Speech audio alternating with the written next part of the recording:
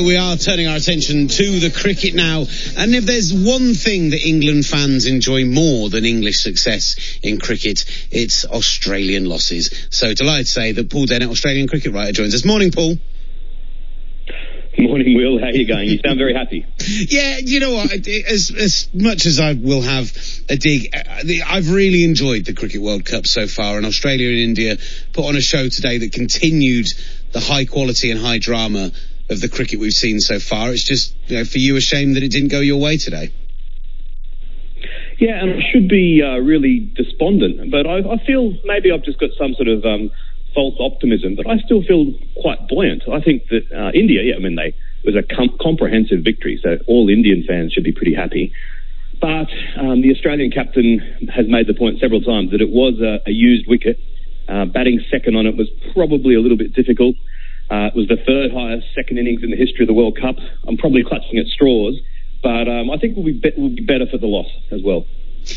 Starting off with the Indian batting out in that first innings, Shikhar Dhawan obviously shone in particular, but I kind of felt like their most complete performance with the bat, certainly to date in this World Cup and of recent memory. Yeah, it was an absolutely consummate performance. 352. They weathered the early storm intelligently. Cummins and Stark were a real threat with the new ball, and Sharma and Darwin just said, okay, we can afford to go a little bit slowly early, and we've got the acceleration in us. And then when the big hitters came at the end, it didn't help that we dropped Hardik Pandya when he was on naught, and then went on to see him get 48 not out from just 27 balls. They exploded at the end. And 352, no matter what form of one-day cricket, it's always going to be tough to chase that down. What did you make? You mentioned acceleration there. It felt like, despite some decent scoring, it just wasn't happening quick enough for Australians. Is that a little concern, the inability to accelerate?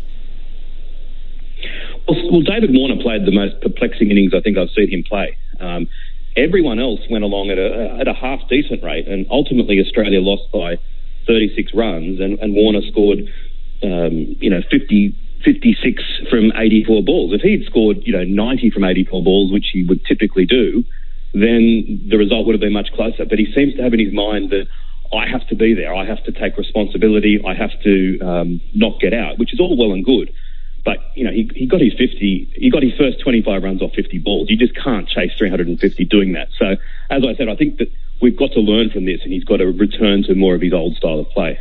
There was a really interesting moment when India were into bat and the Aussies were out in the field, where Steve Smith was coming in for some stick from Indian fans, and I'm sure some English fans in that mix as well, out at the boundary. And Virat Kohli actually went over and hushed the crowd and suggested they should be giving Steve Smith some respect. I thought a really interesting moment from the Indian legend. Certainly was, and I'm delighted to say that's the current lead story on the Sydney Morning Herald. Trust the Aussies to find the best way to put a positive slant on what occurred. It doesn't matter, who wins or loses. It's how you play the game that counts. I thought that was a really nice gesture. And Kohli and Smith have had some very, very heated confrontations in the past.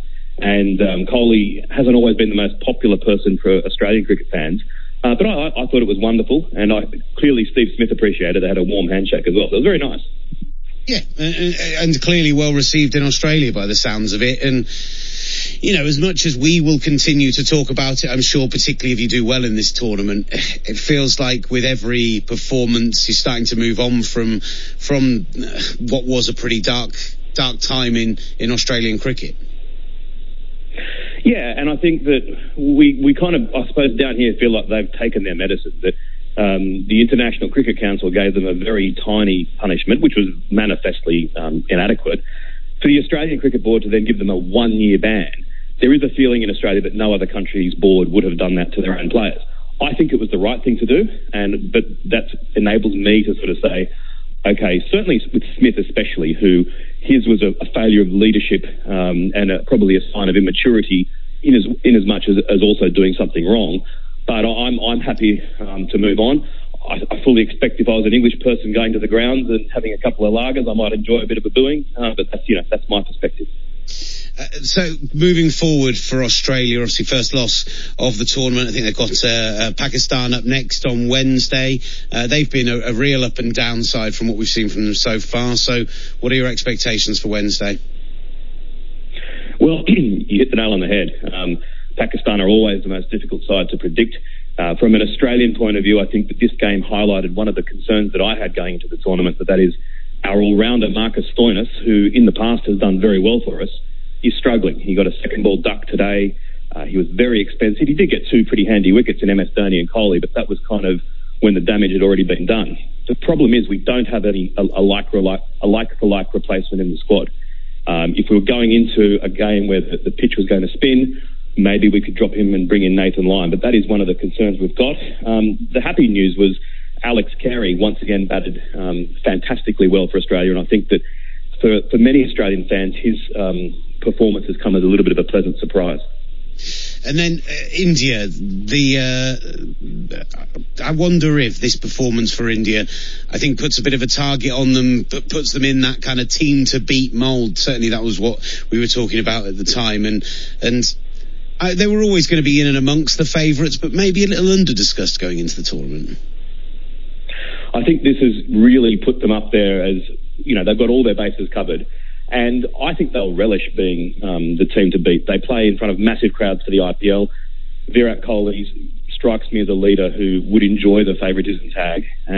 It is an unusual tournament where you've got a league table, as it were, that you play for 5 weeks, and all of a sudden then bang, bang, right at the end, you have a knockout.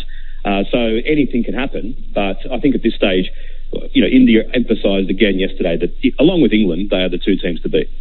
And you saw the West Indies up close, as it were, when they came, close to giving Australia a game already in the first week. And are they going to put the South Africans out of their misery later today? Well, amazingly, my dad just told me that he's looked at the betting, and South Africa are slight favourites for that game, which to me sounds very surprising. I think that I would have thought, yes, the West Indies should go into it looking to be far too good. They are an inconsistent side, and South Africa obviously have great historical success. But with the West Indies power lineup, I'd be tipping them to win for sure.